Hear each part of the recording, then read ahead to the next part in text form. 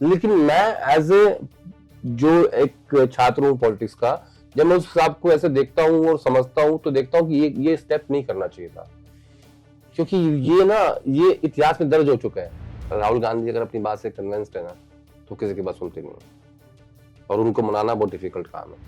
लेकिन अगर एक बात अगर आपसे नाराज हो गए तो फिर हो गए, और वो दिखाई देता उनके चेहरे से।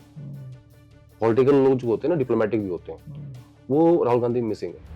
मेरे जहन में एक बात है जो उस समय मुझे पूछनी चाहिए थी, जब हम लोग बातचीत कर रहे थे, जब यूपीए की सरकार थी और मनमोहन सिंह, यूपीए 2 की सरकार थी, मनमोहन सिंह प्रधानमंत्री थे, राहुल गांधी डेवलप हो रहे थे, जैसा आप कह रहे हैं। आपको याद होगा राहुल गांधी की सबसे ज्यादा चर्चा जो नेशनल स्तर पे हुई थी, वो हुई थी प्रेस क्लब ऑफ इंडिया में जो प्रेस कॉन्फ्रेंस हुई थी। उसके बारे में जरा बताइए, क्या सोच करके राहुल गांधी ने वो बिल फाड़ा था? क्या थी उनके लोगों की सलाह, या राहुल गांधी का अपना वो स्टैंड था, और वो करना राहुल गांधी के लिए कितना सही था? यही वो डिवाइड है, इसकी मैं बात कर रहा हूं कि राहुल की कांग्रेस और उनकी मदर की कांग्रेस, यही वो साफ डिवाइड नजर आ रहा है बिल्कुल, जो आपने सवाल पूछा है और जो मैं एक्सप्लेन कर रहा हूं था उसे। बेसिकली क्या था, राहुल गांधी के विचार हमेशा सरकार, मतलब यूपीए की सरकार, सोनिया गांधी और अहमद पटेल से अलग रहे लगभग मुद्दों पे। अब यूपीए की सरकार थी एलाइज की सरकार, उस कोalition की मजबूरी थी जो ये कर रहे थे। लेकिन आपको याद होगा जब वो कागज, वो बिल फाड़ा गया था parliament, press club of India में, तब उनके साथ मेरे हिसाब से अजय माकन बैठे हुए थे। ये उनकी टीम साथ में डेवलप हो रही थी। तो यही वो डिवाइड है जिसकी मैं बात कर रहा हूं, जिसको मैं एक्सप्लेन किया। तो राहुल गांधी की छवि को, राजनीतिक छवि को, उसे बहुत, मुझे लगता है कि वो नहीं करना चाहिए था। मेरा सवाल इसलिए नहीं करना चाहिए था क्योंकि आपको आपकी पार्टी देश के भविष्य के रूप में देख रही है, और आज भी जब कांग्रेस पार्टी की इतनी बुरी स्थिति है तो आपको 13 करोड़ 67 लाख वोट मिले हैं, तो कम से कम वो लोग आपसे एक उम्मीद करते हैं कि नहीं, राहुल गांधी जो है वो एक सीरियस पॉलिटिशियन है और वो ऐसा व्यवहार नहीं करेंगे। हालांकि राहुल गांधी का ये नेचर है, उसको उदाहरण दे देता हूं मैं।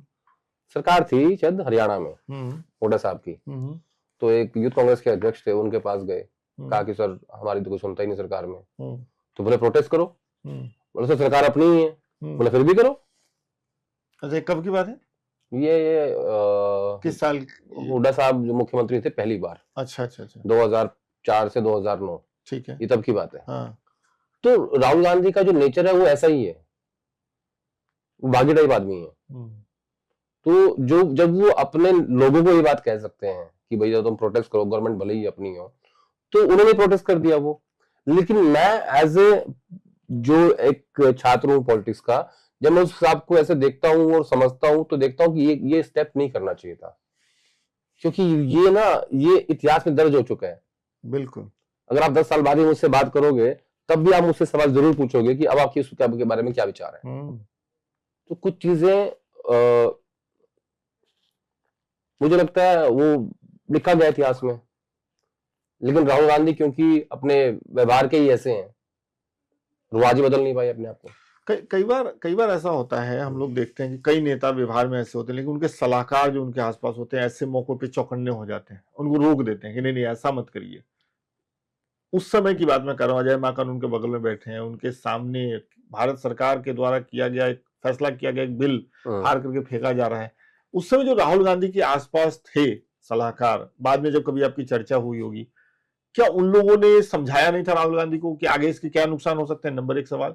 और नंबर 2, क्या आज परिवार को, खासतौर पर राहुल गांधी को, ये अंदाजा है कि उससे कितना नुकसान हुआ पार्टी की छवि को, राहुल गांधी की छवि को, और खासकर डॉक्टर मनमोहन सिंह की छवि? डॉक्टर मनमोहन सिंह की छवि को तो हुआ ही। मैं तो सबसे महत्वपूर्ण इस बात को मानूंगा कि डॉक्टर मनमोहन सिंह की छवि को, बिल्कुल, पार्टी को या सरकार को मैं ज्यादा इंपॉर्टेंस नहीं दे रहा हूँ। इसलिए नहीं दे रहा हूँ क्योंकि उस दौर में इतने ज्यादा पावर हाउस थे ना पार्टी के अंदर, सरकार के अंदर।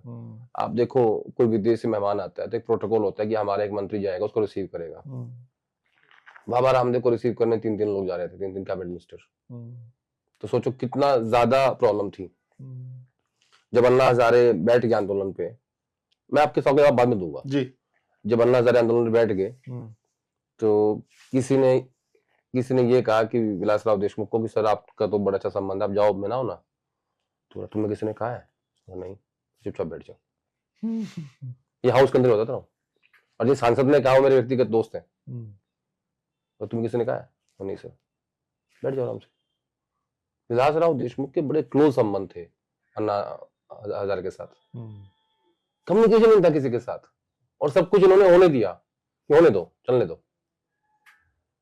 जबकि जनार्दन द्विवेदी ने 2009 में ये कहा सोनिया गांधी को कि आप ये सेकंड टाइम गवर्नमेंट फॉर्म मत करिए, इसमें हमारी ज्यादा फजीयत होगी, लेकिन किसी ने मानी नहीं उनकी बात।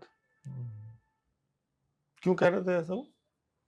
वो इसलिए कह रहे थे कि जो हालत हुई उसके बाद अगले 5 सालों में, उसमें बहुत ज्यादा अलाइज थे और कॉम्प्लिकेशंस थे, इश्यूज थे बहुत ज्यादा।